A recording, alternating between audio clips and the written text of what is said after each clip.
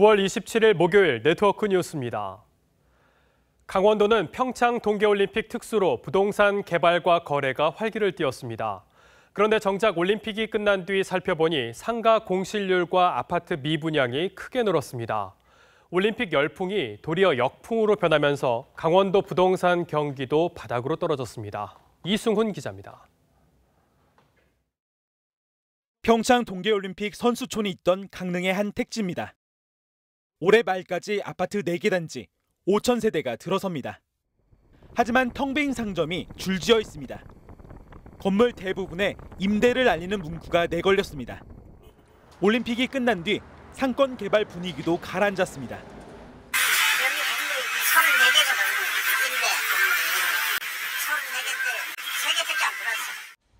이 택지 지구의 건물 공실률은 80%에 이릅니다. 다음 달 아파트 3천 세대가 입주하지만 상가 임대 문의는 없습니다.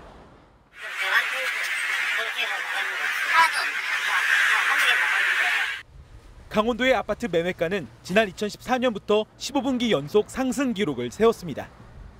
하지만 지난 2월 올림픽이 끝나자마자 3분기 연속 하락세로 돌아섰습니다. 올림픽 거품이 빠지고 정부의 9.13 대책 발표 이후 부동산 투자도 사라졌습니다. 올림픽 때는 그래도 외부에서 특히 수도권에서 갭 투자도 많이 하고 있는 거 팔고 서울에가 독도한 하나 사야 되니까. 강원도 미분양 주택도 4,906가구로 최근 3년 평균인 2,800가구보다 70% 늘었습니다. TV조선 이승훈입니다. 올해 열린 평창 동계올림픽과 아시안게임에서는 남과 북이 단일팀을 구성해 출전했습니다. 알고 보면 남북의 스포츠 교류는 그 뿌리가 깊은데요. 일제강점기에도 경성과 평양이 축구 대항전을 열며 화합을 다졌습니다. 이 경평 축구의 역사적 의미를 담은 기획 전시회 현장에 다녀왔습니다. 제1회 경평축구 대항전 모습입니다. 지난 1929년 10월 경성에서 열렸습니다.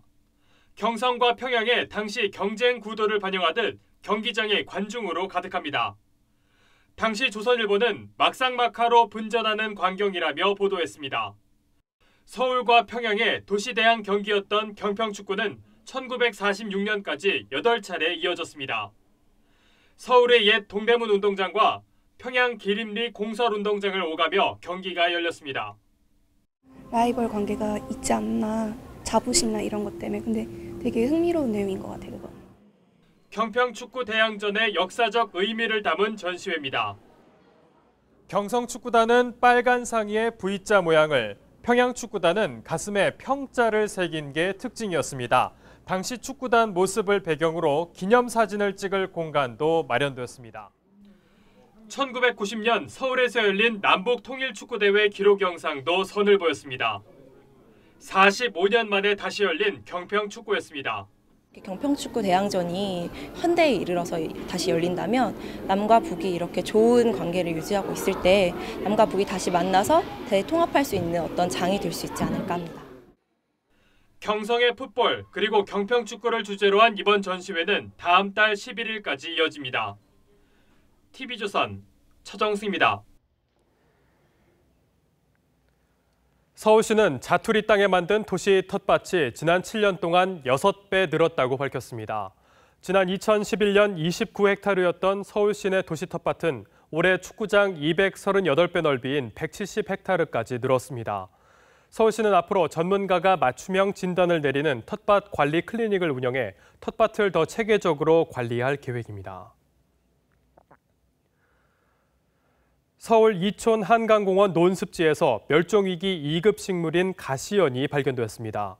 가시연은 수련과에 속하는 1년생 수초로 잎 지름이 최고 2m까지 자라 국내 자생식물 가운데 가장 큽니다.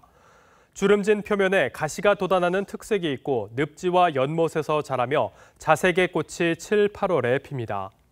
이번에 발견된 가시연은 지난해 이촌 한강공원 논습지를 조성할 당시 경남 우포늪에서 습지 식물을 기증받는 과정 중 유입된 걸로 추정됩니다. 전라북도가 철새 도래기인 다음 달부터 내년 2월까지 구제역 AI 특방역 대책 상황실을 가동합니다.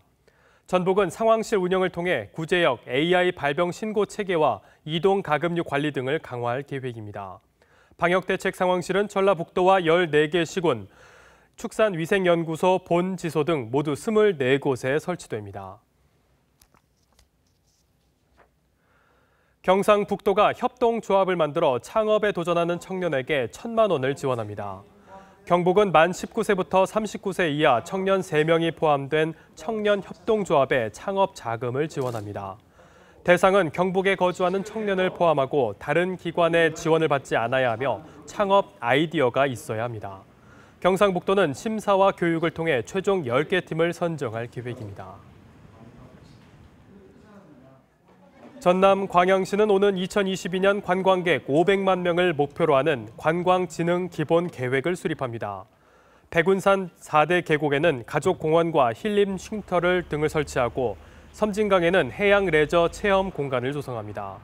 광양시는 또 정확한 관광지 정보 제공을 위해 관광 안내판을 정비하고 관광 자원과 교통 등 자세한 정보를 제공하는 스마트폰 앱을 개발할 계획입니다. 네, 오늘 준비한 소식은 여기까지입니다. 뉴스 마칩니다. 고맙습니다.